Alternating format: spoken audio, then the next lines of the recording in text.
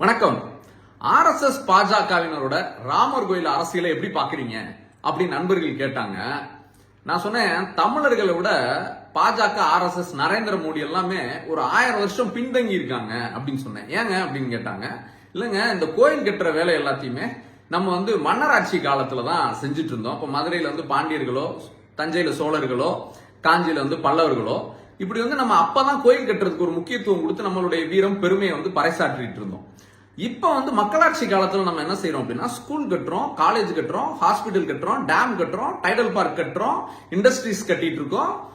சந்திராயன் சயின்ஸ்க்கு முக்கியத்துவம் கொடுத்து சந்திராயன் மாதிரியான ஒரு விஷயத்துக்கு மூணுல லான்ச் பண்றோம் சேட்டலைட். அதுக்கு யார் காரணம் பண்ணாங்க? தமிழ் சயின்டிஸ்ட் தான். மயில்சாமி அண்ணாதுரையில இருந்து இங்க முத்துவேல இருந்து எல்லா பேருமே தமிழ் சயின்டிஸ்ட் தான். சோ நம்ம மக்களாட்சி காலத்துல எதுக்கு முக்கியத்துவம் கொடுத்தோமோ அதுதான் நம்மளை இன்னைக்கு மேம்படுத்தி வச்சிருக்கு. இப்ப இந்த நிர்மலா சீதாராமன், ஆளுநர் ரவி, அண்ணாமலை போன்ற சங்கிகள் எல்லாருமே ராமரை தமிழர்கள் மேல திணிக்க ட்ரை பண்றாங்க. இப்ப தமிழ்நாட்டுல ராமரை கும்பிடுறவங்க லெஸ் than 3% தான் இருப்பாங்க. ஏன்னா நம்ம பாத்தீங்கன்னா தமிழ் கடவுள் முருகனை தான் எல்லாரும் பெரும்பாலும் கும்பிடுவோம். அது போக நம்ம எல்லாம் குலசாமி இருக்கு, அதை தான் கும்பிடுவோம். அப்போ இவங்க இப்படி திணிக்கிற ஒரு விஷயம் எப்பயுமே சக்சீட் ஆகாதுங்க. ஏன் அப்படின்னா, இவங்க தமிழை ஒழிக்கிறதுக்கு, அதை முடக்கிறதுக்கு பாத்தீங்கன்னா ஹிந்தி திணிக்கிற வேலை, சமஸ்கிருதத்துக்கு முக்கியத்துவம் கொடுக்கிற வேலை இதெல்லாம் செஞ்சாங்க. தமிழ்நாட்டில் எடுபட்டுச்சா? அது எப்படி ஃபெயிலியர் ஆச்சோ அதே மாதிரிதான் இங்க முருகனை ரீப்ளேஸ் பண்ணி ராமரை கொண்டு வரலாம் அப்படின்ற ஆர்எஸ்எஸ் ஓட சதி வேகாது. ஏன் அப்படின்னா, முருகன் திருத்தணியிலையோ, திருச்செந்தூரோ, பழனியோ எல்லாமே அவரோட சொந்த இடத்துல எந்த வன்முறையும் இல்லாம, யாருடைய இடத்தையும் புடுங்காம, லேண்ட் கிராப் பண்ணாம அவர் ஒரு பண்போட நமக்கு எல்லாத்துக்கும் விருப்பமானவரா இருக்கிறாருங்க. அப்புறம் இன்னொன்னு என்ன சொல்றாங்கன்னா, 500 வருஷ கனவு அப்படின்னு சொல்லி சொல்றாங்க. நான் கேட்கிறேன், காட்டு மிராண்டிகளா நம்ம எல்லாம் இருந்தோம். கல்வி அறிவு பெறாத காலத்துல பாபர் ஒரு கோயிலை இடிச்சு மசூதி கட்டினாரு அப்படின்னு சொன்னா, அதே வேலையை இன்னைக்கு நம்ம எல்லாம் படிப்பறிவு பகுத்தறிவோட இருக்கிற ஒரு காலத்துல திரும்ப அதே செயலை நம்ம செய்யறது சரியா இருக்குமா?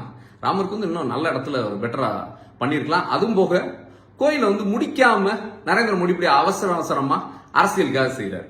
அதுல இன்னும் முக்கியத்துவமான என்னன்னா, குடியரசுத் தலைவர் யாரு, திரௌபதி முர்மு, அவங்கள கூட விடல. ஏன்னா அவங்களுடைய சாஸ்திரம் தடுக்கும் அப்படின்னு. சரி, இப்ப இந்த 500 வருஷத்துக்கு முன்னாடி அவன் செஞ்சதுக்கு நம்ம பதிலடி கொடுக்குறோம்ல. இப்ப அதே இது ஒரு 100 வருஷம் முன்னாடி யோசிச்சு பாருங்களேன். ஜெர்மனிக்காரன் யூரோப்ல இருக்க மக்களையும் ஆப்பிரிக்கால இருக்கவங்கள கூட, யூதர்கள் எல்லாத்தையும் கொலை செஞ்சாங்க, ஜெனோசைடு பண்ணாங்க. இப்ப மீது இருக்கு அதனால பாதிக்கப்பட்ட நாடுகள்லாம் இப்ப திரும்ப நம்ம ஜெர்மனியை போய் அட்டாக் பண்ணுவோம் அப்படின்றத செய்யறது ஒரு பகுத்தறிவான செயலா இருக்குமா? இருக்க முடியாதுல்ல. இப்ப இந்தியா வெள்ளக்காரன் அடிமைப்படுத்தி வச்சிருந்தான். இப்ப நம்ம போய் திரும்ப போய் அவனை அடிமைப்படுத்தணும் அப்படின்னு நினைச்சா அது சரி கிடையாதுல்ல. அது பகுத்தறிவு கிடையாது. அதாவது ஒரு தலைவர் அப்படிங்கறத ஒரு குடும்பத்துல பாக்குறோம். ஒரு குடும்ப தலைவரா இருந்தா பிள்ளைங்களோட படிப்பு, மருத்துவம், வளர்ச்சி, வேலை வாய்ப்பு, அவங்க லைஃப்ல செட்டில் ஆகுறதுக்கு தான் முக்கியத்துவம் கொடுப்போம். சாமிங்கிறது நம்ம பர்சனலா கும்பிட்டுட்டு போற ஒரு விஷயம். அதே மாதிரிதான் ஒரு நாட்டுக்கு தலைவரா இருக்கிறவங்க, ரஜினி சொல்லுவார், அதாவது கலைஞருக்குன்னா கடவுள் பிடிக்காம இருக்கலாம், ஆனா கடவுளுக்கு கலைஞரை பிடிக்கும். ஏன்னா மக்களுக்காக உழைச்சாரு. அதே மாதிரிதான் நம்மளுடைய திராவிட மாடல் முதல்வரும் மக்களுக்காக, அது இங்க இல்லம் தேடி கல்வியா இருக்கட்டும், மகளிர் உரிமை தொகையா இருக்கட்டும், இப்படி எல்லாமே அவங்களுக்காக செஞ்சுட்டு இருக்கிறாரு. அப்போ அதுதான் ஒரு அரசியல் தலைமைக்கு, ஆளுமைக்கான ஒரு அடையாளம். அதை தான் நம்ம முக்கியத்துவம். அதை விட்டுட்டு படிக்காம சாமியை மட்டும் கும்பிட்டா பாஸ் ஆக முடியுமா? உழைக்காம சாமியை மட்டும் கும்பிட்டா முன்னேற முடியுமா? அது மாதிரிதான் நரேந்திர மோடி செஞ்சுட்டு இருக்கிறார். நாட்டு மக்களுக்கு வேலை வாய்ப்பு 2 கோடி உருவாக்குவேன், 2 கோடி வேலை வாய்ப்பு உருவாக்குவேன்னு சொல்லி அதை செய்யவே இல்லை. பெட்ரோல் டீசல் விலை அப்படின்னு மக்கள் இங்க பெரிய பாதிப்புக்குள்ளாகிற இடத்துல இதெல்லாத்தையும் மறைக்கிறதுக்கு, 10 ஆண்டு தோல்வியை மறைக்கிறதுக்கு ராமரை பயன்படுத்துறாரு.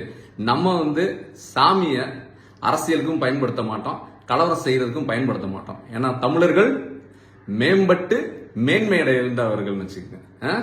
நன்றி.